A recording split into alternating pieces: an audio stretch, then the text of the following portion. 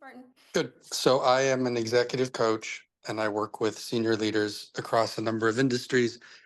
And what I'm seeing more and more is a larger percentage of my um, clients are talking about their neurodivergence um, more and more openly, which I think is great. Um, and I'm trying to educate myself as much as I can through various books and whatnot about the intersection of executive coaching and neurodiversity, but it's a very nascent field, I find.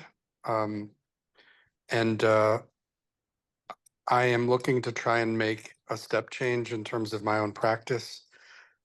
And to do that, I would like to, um, do more learning around the area of psychology as well as neuroscience. I have I am starting a program at King's College London for an MSc in January. This may be a little bit of overkill, but that's what I'm doing.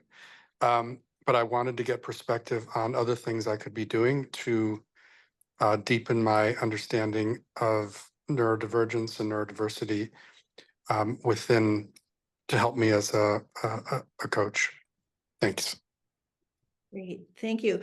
So Tracy and I were talking about this just a little bit before our session here, and we actually were talking about the fact that this is one of those questions that, firstly, it comes up quite a lot. Is like, how much information do I need to know to be helpful? And secondly, we're coaches, so the first thing we're going to do is we're going to throw you back a question. Which is, what is it that you are noticing that you're feeling as a lack that you want to feel better about? Like, what is the problem that you're trying to solve? I think part of it is my own insecurities around the area. I'm working with people who are not, I'm pretty clear that they are coping. They're not, in a world where I think they are, needing medical support. So I'm pretty clear on that. But at the same time, I want to, make sure that I'm not doing harm in any way and that I really do understand more deeply what's going on for them in terms of the way they think and the way they process. I think I should know more about the various kind of treatments that people are, you know, are available for people. Not that I'm going to be a prescriber in any way, but I just feel like I need to know more so that I'm effective. And I think it's driven a lot by my own, maybe what's the word? Um, my own insecurities around the space. Thank you. Thank you. Tracy, do you want to sort of start? So the challenge with neuroscience and with understanding neurodivergence through neuroscience is that we are in the dark ages of neuroscience. We're in like Leach's stage. The amount that we don't know about the brain is incredible. I used to go to this, some of you heard this, but I used to go to the Society for Neuroscience conference every year, and it was like 30 to 35,000 neuroscientists all in one place. It was interesting. But the poster sessions was 5 days. There would be 1,000 posters in the morning and 1,000 posters in the afternoon, and it kept going. And it was like just touching the surface of so many things. So the idea that we can, like by studying it and getting really deep into the neuroscience, we're going to understand our clients' mindset and how they are in the world and all of that. I think we'll never be enough if we go about it that way. And the other thing is, we talk about neurodiversity in a couple different ways, right? There is sort of the medical model and the objective model of what's happening in the brain. And I'm not saying that knowing about that isn't important. There are some general things that we know that we can use as sort of frameworks to talk to our clients. But what my experience has been is more in the sort of like social societal way of looking at neurodiversity. And that is, my brain works differently than the way the world is set up. And so it's just a constant, hard for me to be in the world. And so we can't do anything about the neuroscience, right? Can't change, we are not gonna be able to change people's brains. Hopefully they will change as they build new neural pathways with these new mindsets and these new realizations they come to through coaching. But like you said, we're not prescribers. So it's more about, for me, coaching the person in front of me to make it easier for them to be in the world while being themselves. Knowing a little neuroscience helps. Knowing some about the different neurotypes helps. But like, I can't list all the different neurotypes that count as neurodiversity, let alone be an expert in all of them. I know general stuff. I know the couple that I experience. I listen to stories as much as I can to grab that, but it's all that knowledge and information, like anytime in coaching, is in the back of my brain. When I'm actually coaching, it's tossed back here. And so I'm not talking to people very often about their neuroscience or their neurotransmitters or what's happening there. That information is informing my questions in a subconscious way. So it's valuable to look at that, to study that, to have some knowledge about it. But my experience is it is not the pathway to helping my clients. It's not what I need to help my clients. What I need to help my clients is to come in assuming I don't know anything, to do everything I can to understand the world through their eyes and through their brains, and how they, what the rules are they've made up about the world based on their experiences, and then to coach and really dig down on helping create trust and safety, being very, very present, occasionally asking the questions that might put new things together. But, so that's what I find effective in coaching my neurodivergent clients, much more than I do, I happen to have worked for a ADHD specializing psychiatrist, so I know some stuff about meds, but that is not the important part of what I do, and it rarely even comes up. So that's where I am at. Kate, what do you think? Yeah, I think that, so the part of you that is scared about your insecurities, I think that if you can do your work with talking to yourself about actually, I can use my curiosity and my relationship with my client about what their experience is to get enough information for that particular client, I think you'll get a lot of mileage from that. I love that you're concerned about doing harm. And I think that the most valuable tool for you to think about in terms of doing harm is the concept of the window of tolerance from trauma sensitive work. The window of tolerance is a really, really useful place for sort of, are you stepping in areas that are actually going to do harm? I think that if you're inside the window of tolerance, particularly with your working with executives who are already successful at a strong level, if you're just noticing when they're off kilter, when they're looking like they can't, if they ever look like they can't cope, you're pretty safe around the harm piece. They have already developed coping strategies and tools for navigating the world. So to the extent that the world is harming them and forcing them to develop like exhausting strategies, that's already sort of been done, and they've already got an incredible strength here. The places that I would get super curious are if they're newly embracing this identity and this understanding of themselves, getting really curious about what impact that's having on them, what they're learning about themselves, what grief they might be experiencing about seeing themselves differently than they did before, and what their relationship is to like this new sense of self-identity from the past sense of self-identity. What in their own explorations of their own self-understanding they're seeing as oh, that's a coping strategy, because then that's a really interesting place that you can get curious about whether there are ways that they can do things that are easier for them, where they might be able to relax a little bit about things if they found some other ways of working around things.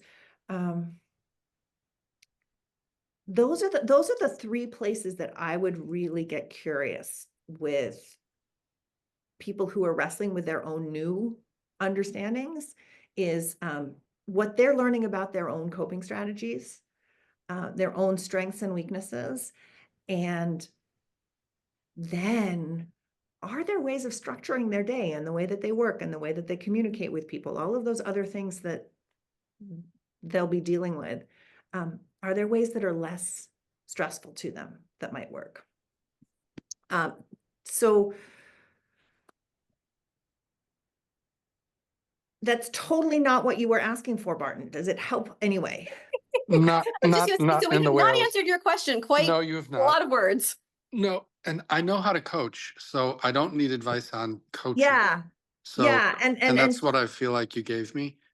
And so maybe I'm just asking a question that is not a good question, but I'm still left with I have a hunger to go deeper on understanding neurodiversity. And I can do that through each client. I get that. And I can put, obviously putting my client at the center of everything I do will help me to do that.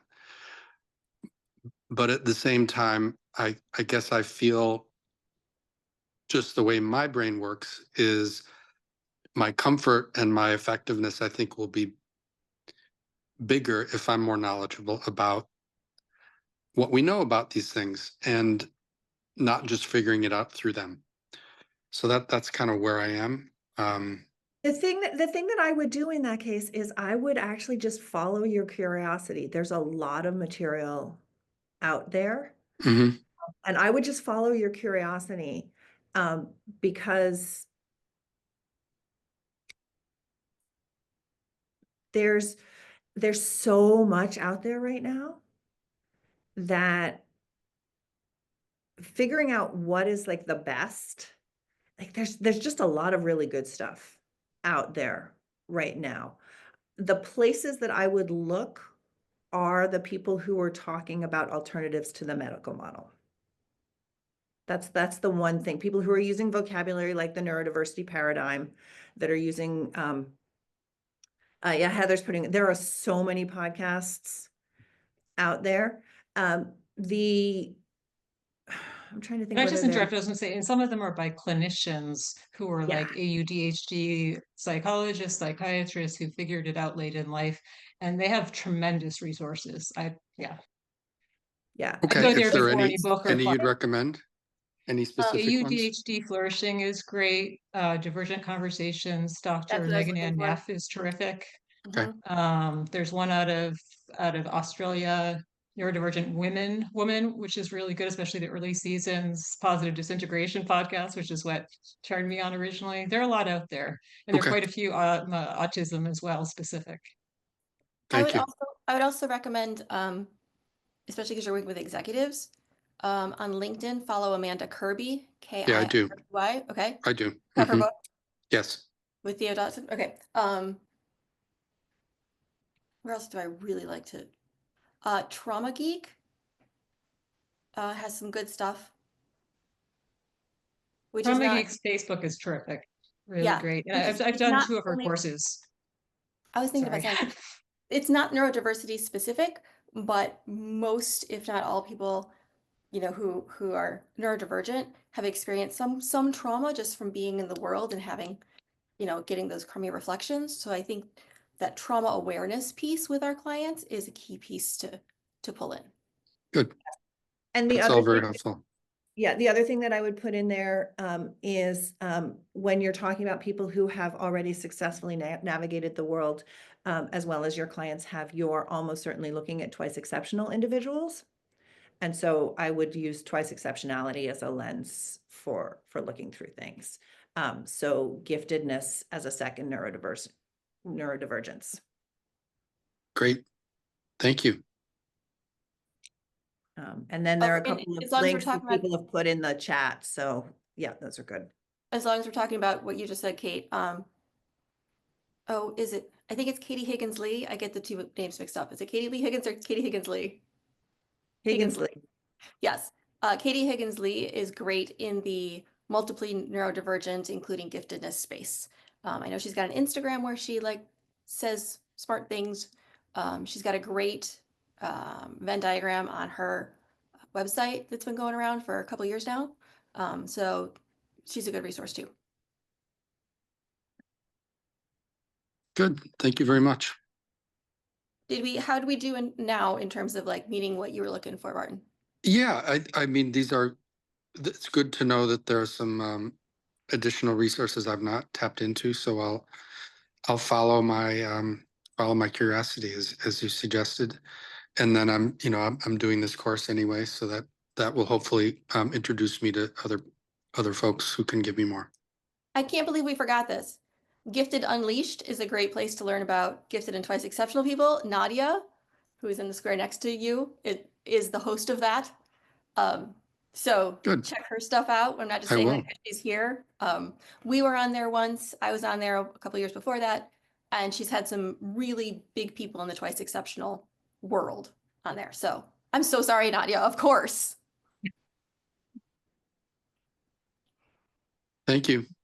Thank you for That question was re-asking. actually easier to answer 10 years ago because there's been such a proliferation of material in the last 10 years that keeping on top of what's good out there has gotten harder and harder, which is good news, but it's also more of a go look and see what you're finding because it's harder now than it used to be to find what's really Good coming. stuff. There's so much new stuff all the time. All right. So Asia, you had a question. Yeah, thanks. This is just great timing because I had an email come in from this client this morning, and so I have a client I've been working with just for a couple of months. I only see her once a month. More would be great, but it's just what she can afford. So she is in a situation where she has some chronic illness concerns, but she has ADHD, and she is kind of in this place where she's overwhelmed by everything, not doing the things like just so much higher than I've seen in any of my other clients. And she has been working a lot with her therapist on like emotional regulation, but she is extremely emotional, something she's very aware of. But she's in this place where basically she very little motivation, very little interest in I explored possible, like I gave her some resources on like PDA in case that was, based on some of the things she was saying, I thought that could be it. And she's like, maybe a little bit, but maybe not. Anyways, there's like a lot of like mindset stuff in there that I think we can work on, but because I don't get to see her that often, it is challenging to try to like to get into a good rhythm. And so I'm in this kind of position where I want to utilize our sessions well, but also, I don't know, I feel a little bit like uncertain how to serve this client. She is in this, like a lot of the things that I, ask or suggest, especially when like kind of exploring interests and things like that, she's very just sort of like nothing, no. Very just kind of like, I'm like, okay, like I'm, trying a lot of things. And yeah, so I don't know. It's not exactly a question. Maybe there's a question. I just want to like, what comes to mind for you based on just like what I've shared that might be some ideas or thoughts about how to. Okay, I froze for a little bit of that, so I'm gonna let you take first shot. Okay. And I was having a little bit of challenge with some of the sound. We'll see where we go with this. The first thing that strikes me is that when you're meeting with someone who is so infrequently, that actually to spend some time strategizing how your client can self-coach between sessions, and strategizing ways of setting up reminders that have coaching questions, or putting reflections in the calendar, or that sort of thing, to sort of prompt some additional time between sessions, in particular, to see if you can help them get more out of the process, with some little formal sort of self-coaching stuff. Motivation's really, really tricky, because lack of motivation can come from a bunch of different sources. And so figuring out whether the lack of motivation is lack of interest, lack of opportunity, lack of sense of capability to get things done, it can be worth exploring what their self-understanding is about when they do get motivated, what actually seems to be helpful. And there may be some work that can be done with treating that lack of motivation as a feeling, and kind of what is it like to be stuck at that level. Those are the things that come up first for me as I hear that. Tracy? I have a really pragmatic question that you've probably already thought of. If your sessions once a month are an hour, could you do them every other week at half an hour Mm. to up the frequency, to keep that more? Yeah, that's an interesting idea. Yeah. I'm just thinking, like, the more exposure, the more frequently, the better she'll be able to apply what Kate was saying about self-coaching. Mm-hmm. With that. I'm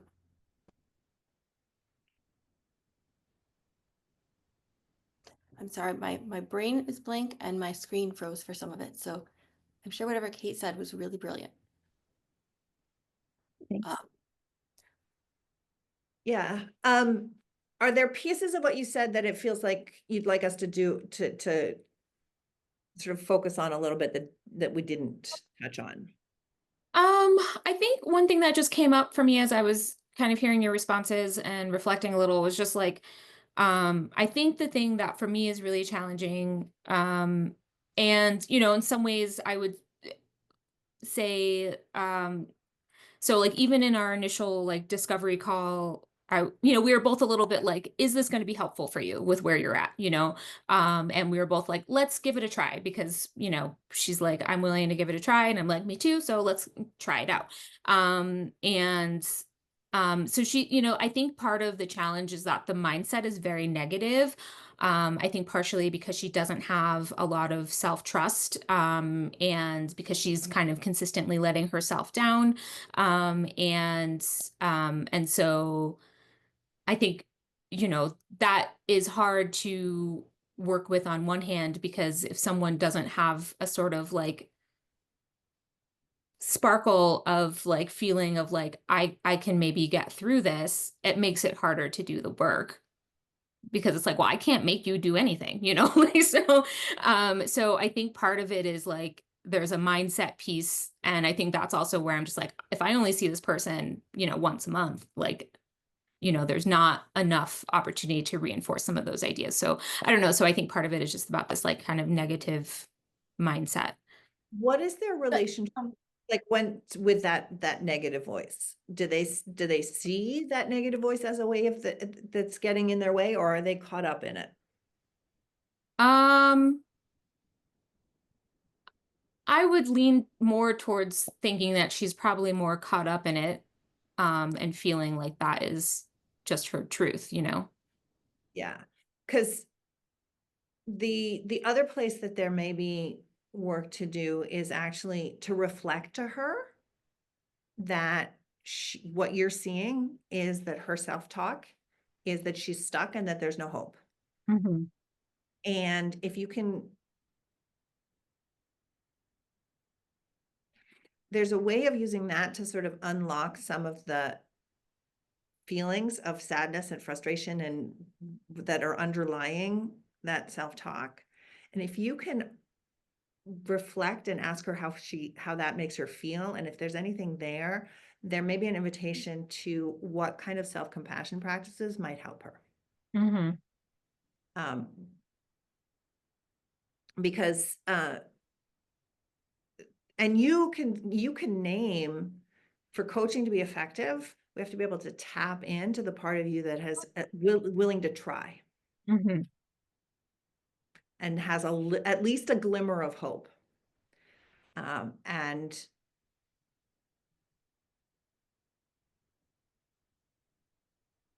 yeah, so I might go in that direction at that level of self-talk. Tracy? Couple things. How many times have you seen her, Asia? Just twice. So I've had a similar thing with actually two clients, one at the end of the summer and one this fall. And one of them I've talked about before in terms of like my coaching range needed to be expanded, and worked with Kate on that. What I noticed in both was after it's about 4. Now I was seeing them, well, actually one of them I was seeing about once a month, reflecting to them just what I was seeing and being there to hold the space and, well, here's where I see what you did, like pulling out okay, but if you look at it this way, how about that? Just saying, well, here's what I see when you describe that thing. Not a toxic positivity version, but just like giving them a reflection that's different. What I found was by the end of the 4th session, and neither of them had a 5th session, which is frustrating. I could see them starting to like jiggle a little instead of being stuck in this like this, right? It was kind of like they were starting to move around a little, and there was a little bit more of like, well, maybe I could this much. So that may be part of it too, is sort of like, what's the expectation in terms of what progress looks like, either for you or for her. But like Kate was saying, kind of it sounds like there's a lot of work to be done before there's action. Yeah. Yeah. That level of negative self-talk, and then we'll let Erin, that level of negative self-talk comes from somewhere. And that might actually be one of those places to say, if we can't use a coaching modality to unlock this a bit, you might actually need someone who's going to help you sort of unpack how you got here a little bit. And that might actually. And one more little thing, and then Erin, I will give you the floor. This is a thing that worked with one client. If they can become aware of that, I'm in negative self-talk right now. I had a client who got to that point, but couldn't change the thoughts, couldn't substitute something out, like was just like, yep, it came in again. Oof. And he had a small dog who was the love of his life. I'm not sure if, I think his wife and the dog were about even, and he loved his wife terribly. But what I noticed after several sessions is whenever he would talk about the dog or look at the dog or pet the dog, he smiled, natural smile. And I was like, so what we figured out to experiment with was, okay, if you recognize you're in negative self-talk at the moment, pet the dog or think about the dog or look at a picture of the dog, whatever. And it was incredible, actually, because it worked. So I was like, well, okay. Because it was that immediate, like, this will always give me a dopamine boost. This will always put me in a positive direction. So we didn't get a replacement in terms of like, well, now I can think about it positively, but just practicing not going all the way in and rehearsing when you get into that spiral opened up the possibility for then movement. So that was a one client thing, but I've tried it with in a couple other situations in a smaller way, and it does okay. Erin, thank you for your patience. Thank you. I was just gonna say that one of the things that I'm aware of with chronic illness is it takes a cognitive toll that most people who are not in it don't necessarily recognize. And like, I had one client who was in healthcare, like was a provider, was dealing with their own issues and did not see that until I pointed it out. That there is a time and energy spent there. And if it is a episodic chronic illness, it makes it very hard to build a habit, because you're going along on a good day or a series of good days and you're doing great, and then you get disrupted and it feels like everything is broken again. And so knowing that's coming and planning for that can be really useful instead of just getting knocked down by it. So having a plan for how to get back up again.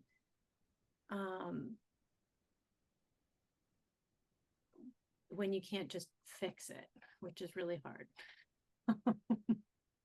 I love that, Erin. I like, that's one of the most important questions that I work with my coaching students on, is the question of, so like, what could go wrong? What could get in the way?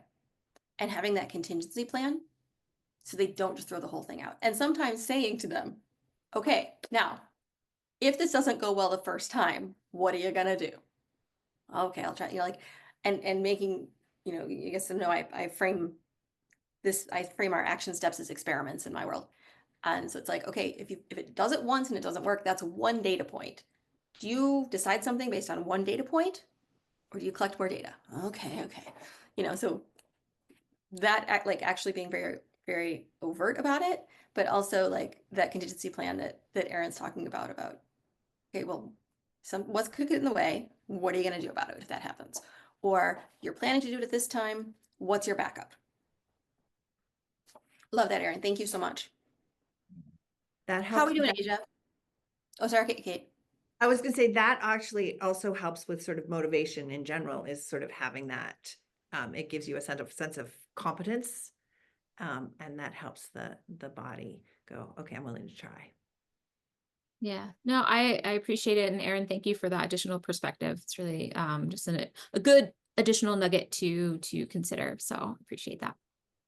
Thanks. All right. I will warn you, because this just happened to me on Friday.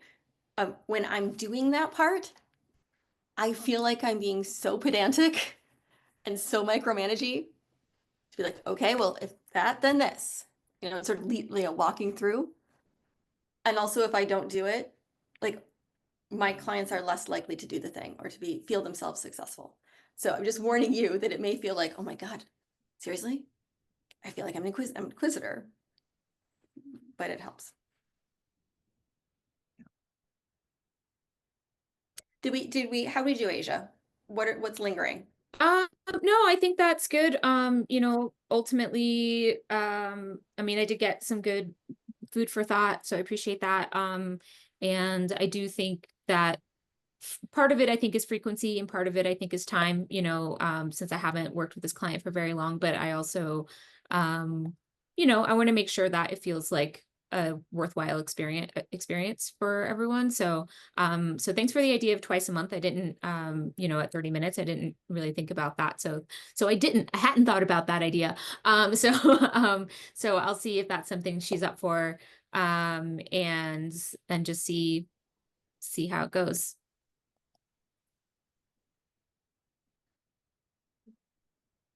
Okay, Heather, you had a question. If anyone else has a question, I'm happy to defer because I'm trying to sort of put constraints on the question. But I guess I'll start. This is a more narrow question, but it's sort of coactive specific, I guess. So does anyone else have any questions? You're familiar with the discovery session, which if anyone is familiar with coactive is like when I don't know how regular this is in coaching. And as a neurodivergent individual who's pretty new to coaching, it seems like this would be a huge part of, like, I can't imagine working with a coach without thorough discovery, even like mutual, like the process seems. And I wondered whether that's to you is a very neurodivergent specific trait and that it just sort of requires more of that kind of articulation in advance and being explicit about like all of the things like accountability is for me like, oh no, let's not talk about that, or it looks different. But I just wondered because my reaction to discovery was like, that is not a that's like that would require some time. And I was just wondering your thoughts on that. Kate and or Heather, for those of us who are not coactive coaches, what is coactive calling the discovery? Kate Yeah, can Heather, probably do it better. no, I was gonna say, why don't Oh. you dive in that? Because it's a long time since I've been deep into that world, so I'm Oh, not. well, they made it sound like you might have like a sample session, which I can't really imagine unless I really knew the client. And of course, I mean, the coach first, but you like have the can't sample, and then they would decide to retain you. And then the discovery would be an hour of sort of discussing like how you would work together. So sort of communication, homework, like kind of like what the relationship is, working out the designing the dynamic, which seems to be the crux of the whole thing. Yeah, I mean, so now I'm sort of remembering how the start a new relationship training back then I got was, and it was very much sort of have the sales call with a sample session and then start the relationship with a deep dive that has designing the alliance, so negotiating how you're going to work together, and also doing a bunch of values and purpose work. And my experience is that for some coaches who are nervous about getting started having coaching conversations, that's a very valuable structure for walking into a coaching relationship. And that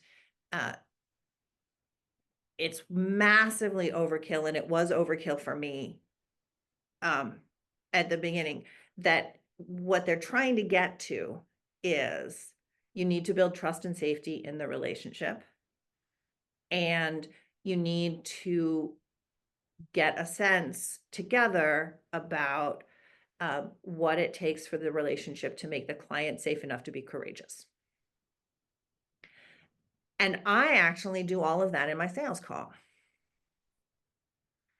And I find that particularly for my neurodivergent clients, they actually need that sense of trust and safety built deeply enough in the sales portion of things to be willing to say, I trust that you can help me enough to even get started, that once That's they're the point. in, That's really my issue.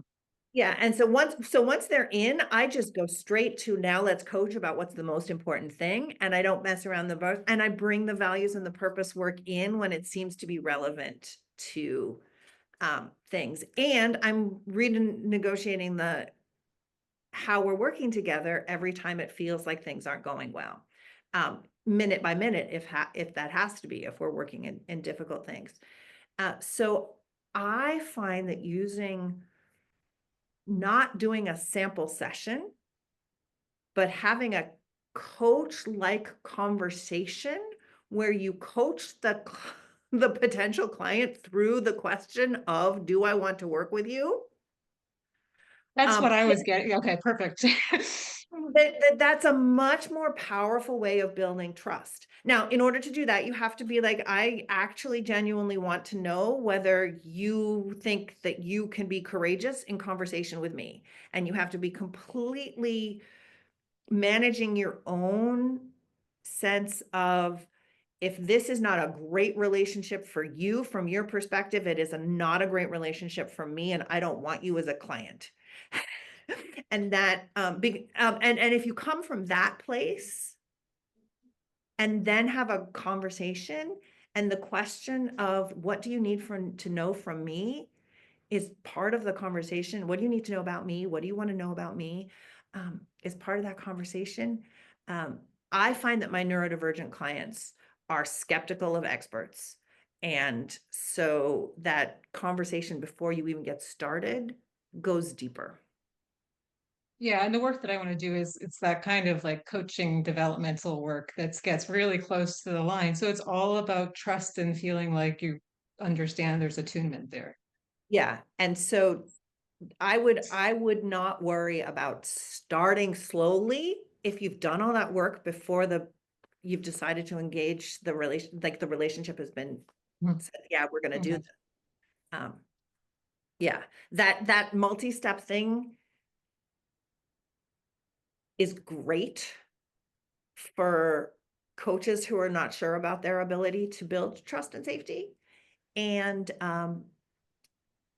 for people who are more comfortable sort of edging their way into relationships. And an awful lot of neurodivergent folks are like, I'm going to not trust you until I trust you, and then once I trust you, I'm in.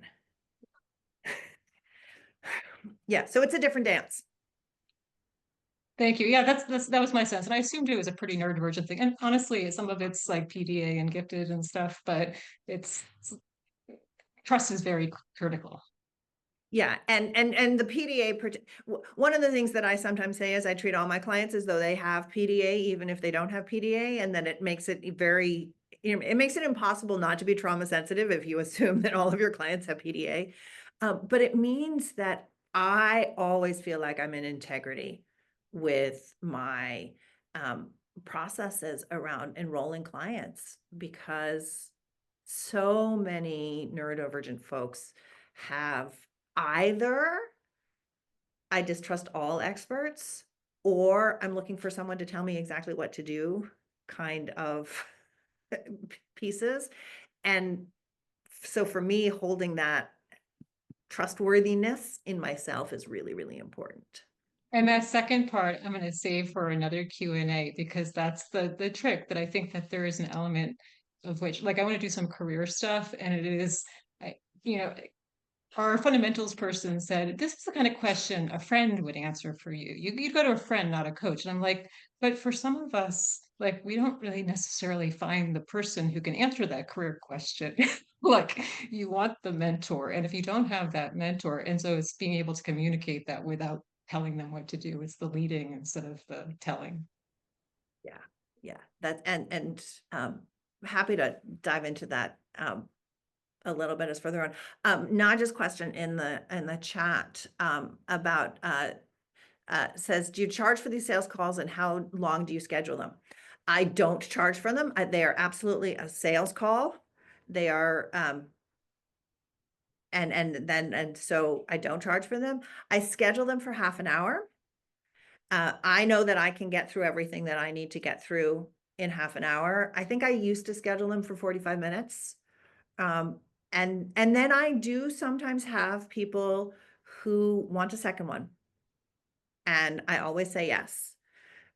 The number of people who want a second one, who get a second one, who sign up with me, like my close rate on that second one is higher than my close rate on just the first one. There's people who want a second one tend to be really great clients too. They tend to be really thoughtful and really like, are you really going to trust me on this one? Are you really going to like understand me? So yeah, I don't do sample coaching, but I bring my coach self to the questions that I ask them about what's important to them. So those calls are deep. They're what's important to you. They're what's gotten in the way. What have you tried so far? Like I'm actually asking coaching questions about what kind of help they're looking for. Mine's pretty close to the same thing. Mine are half an hour. We all know I have time management problems, so sometimes that gets a little fuzzy. I don't charge for them. In the email follow-up I send, I'll say it at the end of the session, but I say it in the email too. Like sometimes questions come up for us later. So I'm happy, like either you can drop them in an email or I'm happy to schedule another call with you. Here's the link again. And sometimes just saying that helps because they're like, yeah. I think when I have had a second call, it is also a chance to start building the trust and safety that Heather's talking about, right? Because my neurodivergent clients, like Kate was saying, they don't assume you're an expert or because you're an expert that you know anything about them. And so it's like, I don't think I have to prove myself, but they're testing me. The question is how I am and how I show up going to pass their test? Like, I'm not going to try to pass their test, right? The question is how I am and how I show up. Do they go, yeah, that's enough. Like you get me enough. You're responding in the ways, right? So there's that. I'm always aware where that fit is. If that makes sense. I just want to throw this out too. When I'm in those calls or like in the beginning, Heather, even before I accept a client, one of the things I'm looking at in terms of do I want to work with this person? Are we smiling together and laughing together? I think it's so important doing this deep work that we can share a sense of humor, that we can laugh about, even when it's dark, we can be chuckling about it. I think that just tells you something about how you think together. And also just like, I couldn't get through this if it was just like all the time. So for me, that's something I need. Yeah. I like to see them already challenging me. That's good too. Yeah. Because I want to believe that if I step over the line or I go too far or I ask a question that they don't want to answer, I want to believe that they're going to call me on that. One of the clients I'm enjoying the most right now, and she's on her second round, is when in our discovery call, she said, okay, I don't want to be asked, what do you want to be coached on today? That question makes my head explode. Like, no. I was like, okay, what's going on there? Like, what about that doesn't work? And okay, how about if we work together to come up with like, what would work for you? And I think that's part of why she decided to work with me, because I was like, well, let's not do that then. If that makes you mad right at the beginning, what do we do differently? But like for us, that's normal. For people who haven't experienced coaching before, it's like, oh, that's how this goes. That's kind of cool. Asia's question in the chat, how to reply to the client question of how do I make the best use of our sessions or utilize you as a resource? Great question.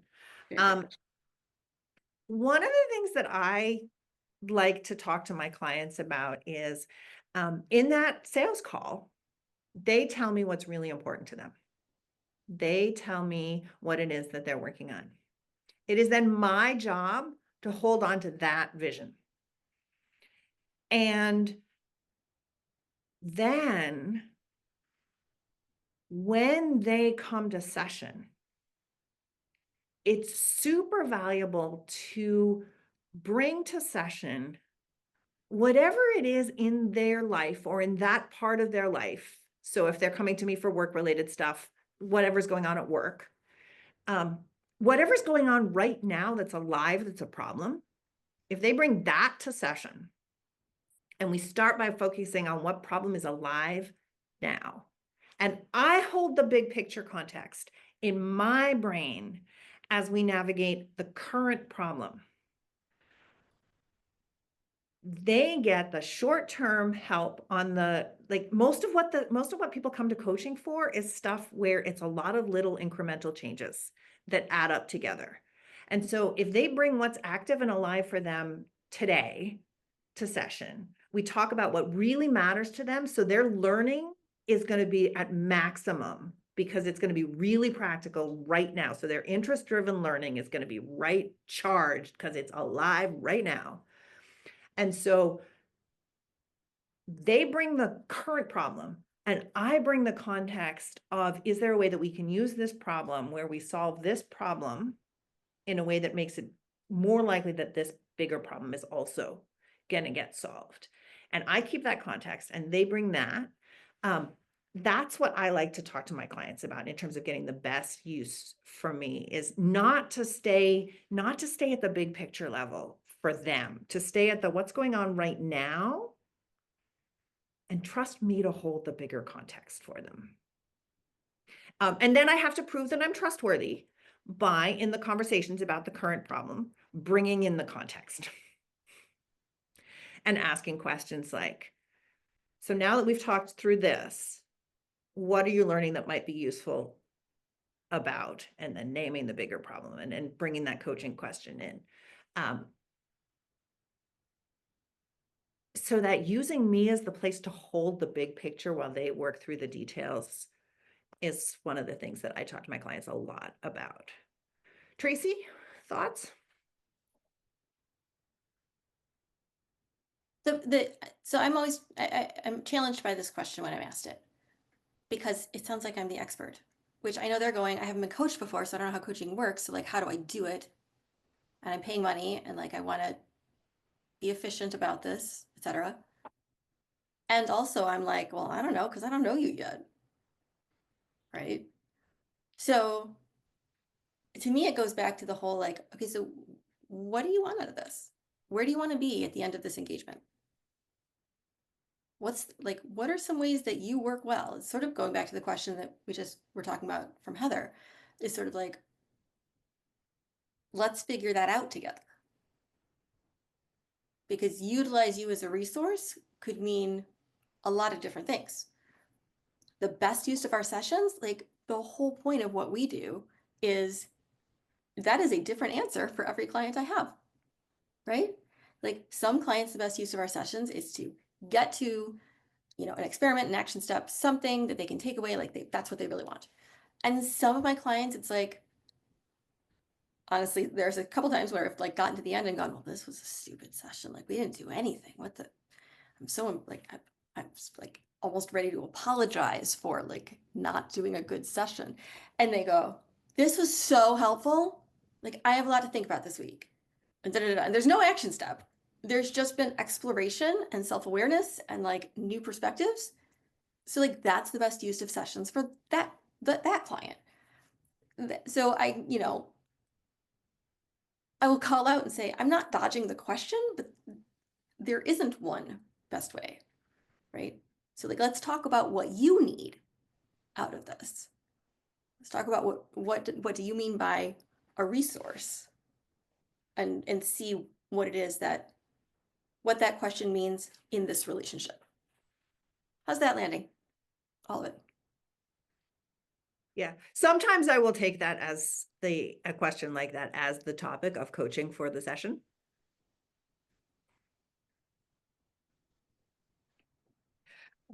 So much of it depends on where the client's coming from. I do quite a lot of asking about how they work best in the sales call, because I customize my packages for my clients. I don't offer people the same package. And so in order to know what to offer them, I have to actually know something about how they work.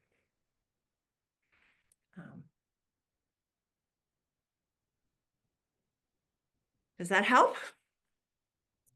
Anybody else have any thoughts on this? Thank you. Yeah. Anybody else? Thoughts? Things that have worked for you?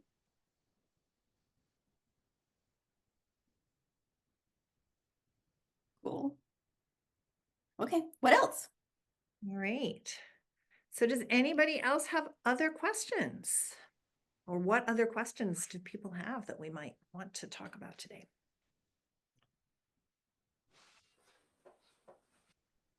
I have a question. Awesome. Yeah, I have been, my question's around how you help your clients to define the goals that they're wanting to accomplish in coaching it at the start. So of course they're going to come in with the challenges that and so how far do you go into really defining those and reminding them of those? What are your thoughts around that. Can I ask first what goals means to you in this context? Yeah, whatever they're coming to coaching for. And it might, and I guess that's part of my question is,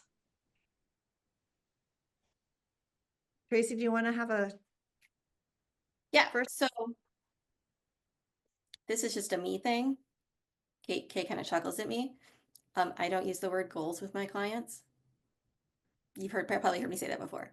And the word goals can be anxiety provoking. Like saying it makes me nervous. So like my discovery session starts with how can I help you? Just to make it open and like tell me all the things. And then I say, well, if we work together, what changes would you like to see by the time that we are done? You know, so helping them visualize that. And then doing kind of a deeper dive into that at the beginning of the first half of the first session of like, okay, so what would that look like? You know, yeah, just sort of the visualization of it, of like, what do you want to be by the time that we're done? That doesn't mean we're going to get there, but like, I want to know what are those pieces that you need to be different. And that's kind of it, honestly. I mean, if you've met me, which you have in this way, I am not a SMART goals kind of girl. And probably the client that's choosing me is not a SMART goals kind of person. So that's all I got. That is very unhelpful and insufficient. Kate, please help. I have 2 coaching questions that I ask to help my clients establish their goals. I say, what do you want? And how will you know you've got it? And that's all that I do. I don't do any more than that. The second question is when I always forget, and then when I hear it, I'm like, oh yeah, I got to do that. Thank you for The reason that I do that is twofold. Well, probably more than twofold, but there are a couple that are coming to mind right now. The first is I work with a lot of people who have enough PDA kind of tendencies that the moment you set a goal, they're demotivated. And so part of what I do is to be very light on the pressure of a goal. They've already got enough pressure on the goals as they're coming. The other is that most of the time I'm working with people who are looking for a transformational relationship to their life, a transformed relationship to their lives, not a specific task being accomplished. And so they don't actually know what it looks like. They just know that they want to feel different, and that part of the work that we're going to do is help them figure out whether it needs to look different or whether they just need to think about what they already have differently. And so part of it is that actually the work is going to be defining what the goal is. And then the other part of it is the people who have an important need for more precisely defined goals, they're going to already bring that with them. And so when I ask, what does you want and how do you know that you got it, they'll already have done that. And so, and the third part is that I don't actually take accountability for my clients' goals. I hold the conversation and the context, but I don't actually judge my success as a coach based on whether my clients meet the goals that they set out. And that is pretty radical because I believe that my clients' goals will shift and they will know when they're done with me. I mean, are you done, Kate? Can I piggyback? I'm done. Yep. So a couple of things. One, that last thing she said is so hard for me. Like I've had this experience in the last year a couple of times. I had one client who didn't come to me through my private practice, came in another venue, and that's always a little weird. But actually said to me after on the 4th session of 18, you know, if I don't see, and he was very nice about it, very congenial, but said, you know, if I don't see changes by the time that we're done, especially with the amount of money I'm paying, which I don't get to set, I'm really going to be pretty unhappy. And like I was, it I did not do a great job of self-managing because I would go into those sessions stressed, worried about that. So I worked really hard to do more of what Kate's just saying, and the more I did it, the better it went. But like, yeah, I find it incredibly stressful when we're going to that. What Kate did say about the change, the goals are part of the transformation. Like totally. Like I take them at the beginning to set like a trajectory. Here's the general direction we're going to go on. And then I will like check back and say, okay, so here's what we said we wanted to do. Where are we on these? And like, are these still relevant? And sometimes they're like, yeah, no, we decided we're not even doing that one. This one's useless. But here's the things that are really important to me now that I understand where I'm at. So for me also, it's not a one-time thing of like, where do you want to be and how do you want to get there? Like checking back on that and figuring out how have we moved those through the transformative conversations that we're having is sort of part of the process to just sort of have little goalposts. And maybe that's for me more than my clients. Maybe it sounds like something that I would need more than Kate. So maybe it's for me. Actually, I never thought of that. But those are some of the things that help for me. The other piece that I think about in here is a lot of my clients have goals that are not within their control, that are dependent on other people doing things. And if they have goals that are like that, one of the things that I know is lurking in the background is how do they make peace with not being in control about whether the other person responds the way they want them to. You know, the client who's like, I need a better relationship with my manager. I'm like, okay, we can totally work with that. And also I know that if the manager doesn't respond in positive ways, that relationship isn't getting any better. And that will be part of the coaching eventually, if that happens. So that's part of it. So Summer, we've been wandering around in this question of goals quite a lot. Where is that leaving you? That's helpful, and I think it's probably what in the direction of what I expected. That is something that's much more open and maybe loose isn't the right word, but that's the word that's coming to mind right now. Which I think I'm finding in my practice as well, because I offer my clients an optional little worksheet where they can write down what their targets are, and you know, most of them don't use it.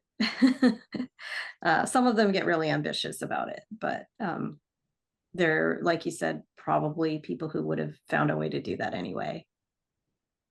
And some people need goals that are very specific, and some people need like shoot for the moon level goals, and some people need to have things that are much more vague.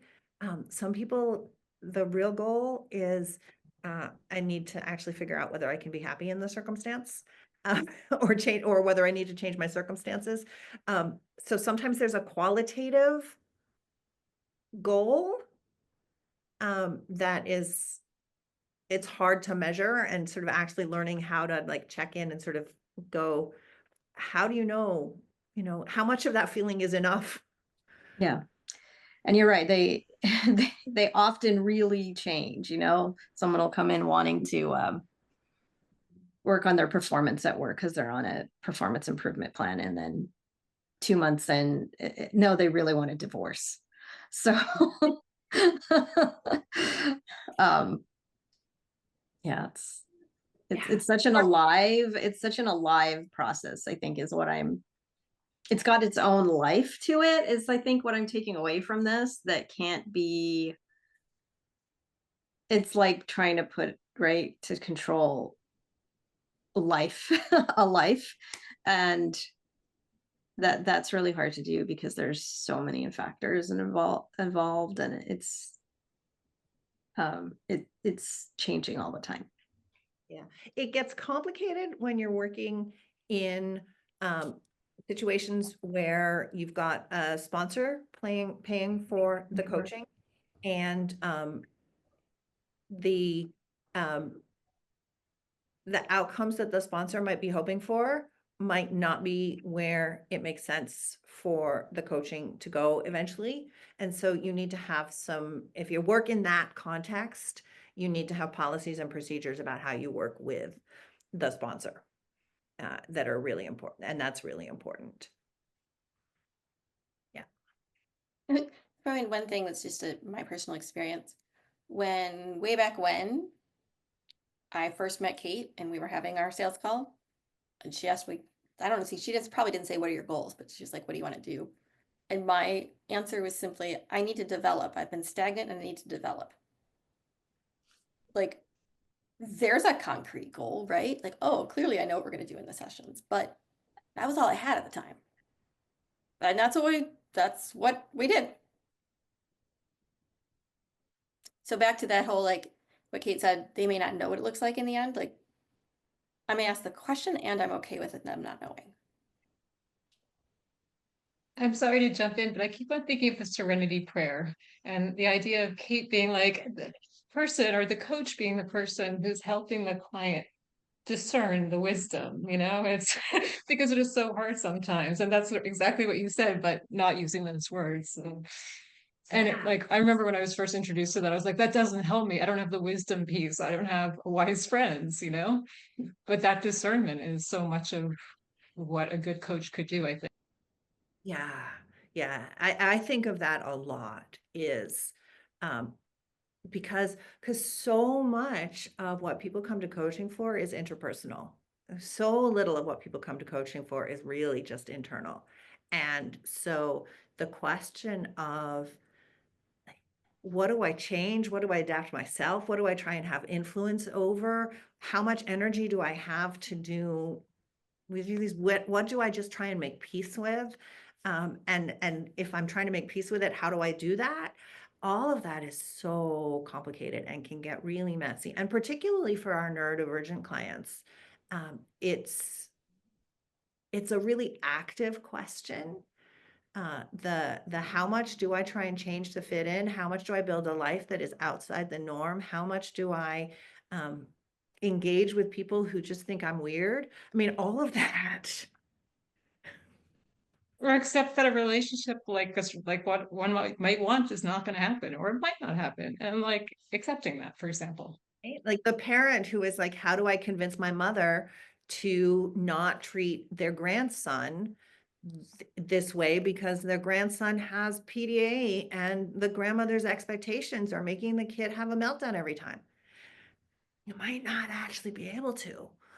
And let's try. What can we try? Let's have the conversations. Okay, if that's not working, what rules do you need to make for yourself about how much you go and visit your mom with your kid?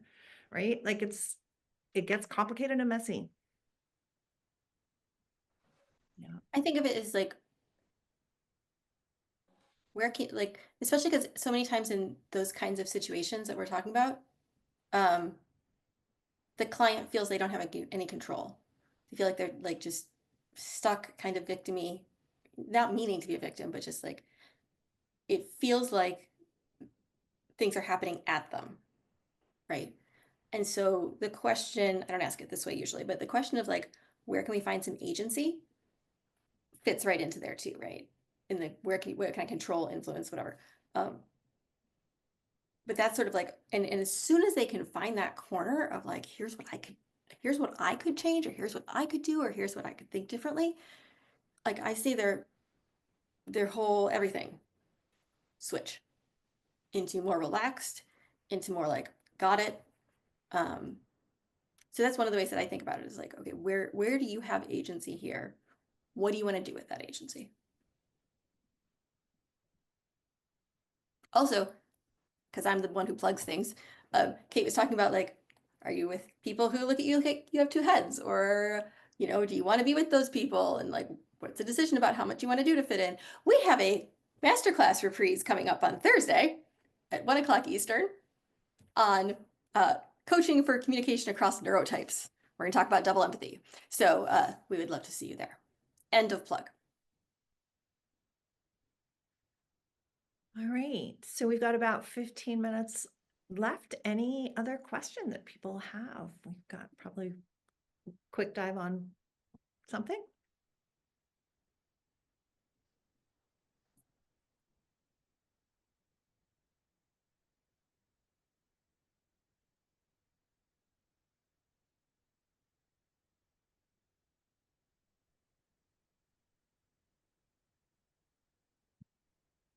Question.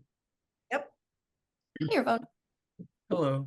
Um, Threading challenges in a coaching session. Does anyone else kind of struggle with that? I'm sorry, I didn't catch that. Uh, Threading during a coaching session, following the threads when there seems to be a lot, especially with my neurodivergent clients, they tend to be, here's my mind, hold it together for me. And by the way, here's this, also we're gonna sprinkle that in there. So, you know, the two minds being similar, that could be a bit much. So I have a question. So what happens to you, Ravone? Like, what do you usually, how do you usually manage that so far? And what do you need that you don't have right now? I've started taking notes, but that's something I've tried to avoid doing so I can be more present. But I also know how squirrely my thoughts can get. So without the notes, I can lose multiple threads that might be worth holding on to and exploring. It's kind of like, you know, when someone's talking to you and a question pops up in your mind, if you don't blurt the question out right then and there, you lose the question. So it's kind of similar in the coaching. It's like I literally just had a session before I got on here, and I'm discovering, and this client's also discovering that they may be neurodivergent. All the signs seem to be there, but it's not obvious. Like they're managing their stuff, but then when they start talking about their stuff, oh, yep, it's there.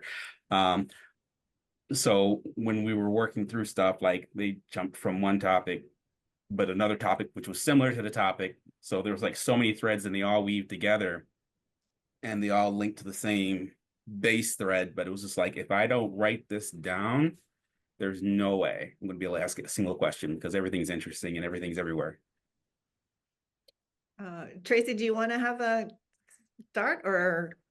Okay. So this is a question I get a lot from the people who are training to be coaches that I mentor, a lot, because it's true. And we go splat and we have a lot of verbal processors in the neurodivergent community.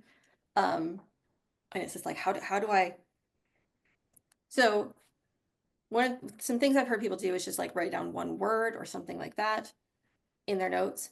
I'm like you know, said before, is I do my best coaching when I'm not taking many notes because I can be more present. I'm not making decisions about what to write down and what not to write down. So my couple things that I at least tell my students, hopefully this is what I do, is sometimes I am like, we're required to do a brain pretzel as a coach because we need to be like at the detail level, right? Like where the field mice are in the grass, and also floating along at the 10,000 foot level. And brains are like, I can't do those things both at the same time, right? But that's what we're kind of called upon to do. And so when there's a wash of words, a wave of words that comes, one thing that I may do is let it wash over me. I think, so what's the heart of this? What's the theme of what they're saying? What's the real thing behind all these words? Because often there is one, right? And so pulling that out and reflecting it and seeing, hey, did I capture the thing? Asking them. I find that to be really effective. But you have to kind of let go and lean out a little bit and just sort of like let it wash over you and see what's in, like, see what sticks. It takes practice, I think, to like do that. It's sort of like, what's the theme here? Oftentimes when I am able to do that and I reflect back, like, so I heard do. short. They're like, yes, thank you for saying it, what took me 73 words to say. So that's one. Another thing I sometimes do is I play sort of punch out. So like they're talking and I have a question that pops into my head. They're still talking. And then something else is shiny. And I'll go, okay, wait, which of these is more important? Which of these do I like better? Pick the one, hold on to that one, keep listening. So like by the time I'm done, I only have the one question left because I've discerned along the way where I think it's going to be better. And oftentimes, by the way, not always, but oftentimes it's in the last 5 to 7 words they say is actually the best question that according to what I'm thinking. So those are a couple of things. And sometimes I go, okay, so I heard this and this and this. Where do you want to go from here with those? Or which of those ties back in? Or I go, okay, so where does that put us right now? And I just ask them, like, what did talking that out do for them? So those are a couple things. I'm sure Kate has a much more nuanced answer, as usual.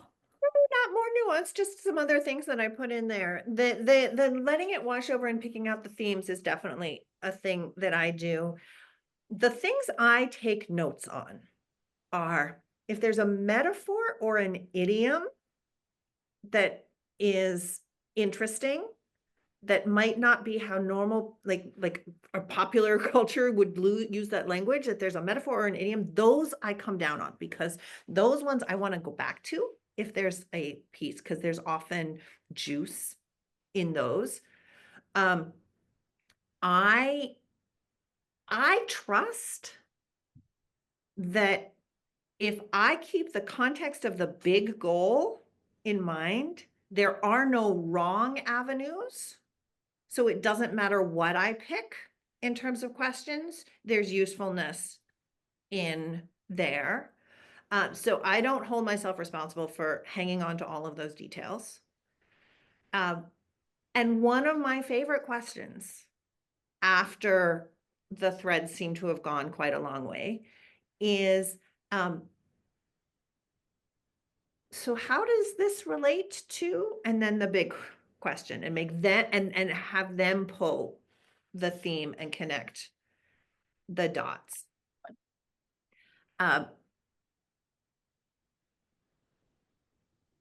I get like super kudos from my clients if my brain actually captures a few random dots and I go and I do this. So I heard you say this and I heard you say this and my thought is that this, and I give them something that connects them in a different way than their brain connected them. If I sort of connect a couple of dots and then say, does that offer you anything? I trust that there's something useful in any combination of like 3 facts that I can put together. Because I trust other people to put the story together in their own brains. And so I think of it like if I had an intuition of an image or a metaphor and I threw it in there and sort of said, this image came to me, does it make any sense to you? I think of like the 3 things that I remember from what they just processed verbally as being similar to a metaphor in that regard. So I take the content super not literally in a lot of ways. Like what's Kate saying is making me reflect some more. I think in terms of not thinking a question is like a wrong question, or like I need to pick the best question. I just need to see what the question is that comes up. I think part of that is back to sort of being unattached to the outcome, being unattached to whatever that question is that you ask. Because you can ask a new question. If that goes nowhere, okay. Okay, so that wasn't it. What do we have? I think that's like the releasing the fear of not getting it, releasing the fear of them thinking you weren't listening, like releasing all of that stuff. I'm not like, it sounds simple and I know it's not easy. But the more I can do that and trust myself the more I can relax, which makes my brain work better, which makes me come up with the insightful question, right? Like being ready to have gotten it totally wrong. Being ready to say, yeah, okay. So that's not doing anything for you. What would? Or like, how about this? Or whatever, right? And just, boom, okay, that one's gone. Moving on. Yeah. And listen, this thing about not taking the content literally, is definitely one I play with a lot. The describing what seems to be happening emotionally or physically as they're talking about, is often as useful as anything that pulls the specific words out. My default assumption is that there is meaning in their brain about how that thread happens. But also that there's a pattern that their thinking takes, and that sometimes simply responding from where I'm at with curiosity just adds new information that shakes up that pattern. So how's that for you, Ravon? What's sparking for you? All of it. There's a lot there. Some of it, like it's easy for me to let the stuff kind of splash on me. And just kind of ride what's going on, so if you will. But being I'm finishing up my coach training class. I've got all this technique now pushed into my head. And I'm trying to incorporate it, but in the trying to incorporate it, my natural mode, which is just to see what's out there. Now overthinking it. But I also realize I do have to incorporate that knowledge in somehow, because it's going to be useful for some client somewhere when I run out of tools. So the natural non-thinking mode is my strongest, because that's what I do just in my work before I start taking coaching. Like people come, we're always looking for advice or whatever, and I just kind of just went with whatever was in front of me. So yeah, all of that was very useful. And not being attached to the question, which alleviates the fear, which allows me to think, which allows an actual question. So yeah. Thank you. The thing that I would offer you is to get curious about your sense of whether your client is thinking in circles or thinking in ways that are moving their thinking forward. Because that's a really, really valuable insight. If you can note, because if you notice that it looks like they're thinking in circles, that's a great time to actually interrupt. And if it looks like they're thinking in ways that are moving things forward, even if it's nonlinear, that's an opportunity where if you get everything out in the space and then ask the sort of how does that all come together kinds of questions, that can be super, super powerful. In the context of coach training and assessment, verbal processors are hard for assessors to follow. And so in terms of the going through the training process and getting things observed for feedback, sometimes the feedback is don't submit recordings of verbal processors if you want to meet this hurdle, which is nothing to do with whether you're good as a coach or not. And one more thing, and then we got to go because both of us have a hard stop. We're talking about verbal processing, right? Which means as they're talking and they're giving you all of this stuff, like what Kate was saying, if they're talking in circles, bust in. But if they are actually processing, then what they said at the beginning may no longer be relevant to their thinking, right? So where in their processing have they gotten to? And where do we go from that? That's another way I think about it, is like, okay, they've just coached themselves through the last 4.5 minutes. Where are we now? I like that. Thank you. Yeah. All right. Okay, we thank you all for coming. Thank you for bringing your questions and for chatting and giving your perspectives. Appreciate it. And if we don't see you Thursday, which we hope we see you Thursday, then Happy New Year. All righty. Bye, everybody. Bye, everybody. Thank you. Thank you.